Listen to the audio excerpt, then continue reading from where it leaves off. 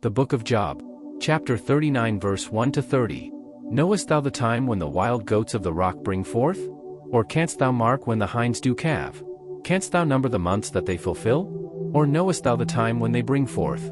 They bow themselves, they bring forth their young ones, they cast out their sorrows. Their young ones are in good liking, they grow up with corn, they go forth, and return not unto them.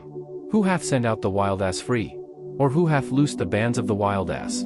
Whose house I have made the wilderness, and the barren land his dwellings. He scorneth the multitude of the city, neither regardeth he the crying of the driver. The range of the mountains is his pasture, and he searcheth after every green thing. Will the unicorn be willing to serve thee, or abide by thy crib?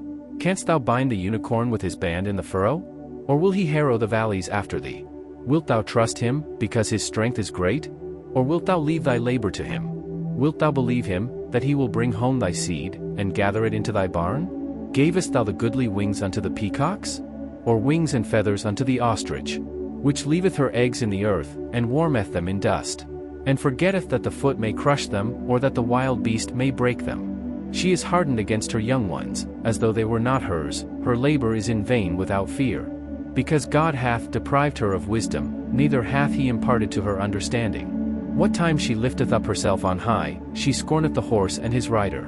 Hast thou given the horse strength? Hast thou clothed his neck with thunder? Canst thou make him afraid as a grasshopper? The glory of his nostrils is terrible. He paweth in the valley, and rejoiceth in his strength, he goeth on to meet the armed men. He mocketh at fear, and is not affrighted, neither turneth he back from the sword. The quiver rattleth against him, the glittering spear and the shield. He swalloweth the ground with fierceness and rage, neither believeth he that it is the sound of the trumpet. He saith among the trumpets, Ha, ha, and he smelleth the battle afar off, the thunder of the captains, and the shouting. Doth the hawk fly by thy wisdom, and stretch her wings toward the south? Doth the eagle mount up at thy command, and make her nest on high? She dwelleth and abideth on the rock, upon the crag of the rock, and the strong place.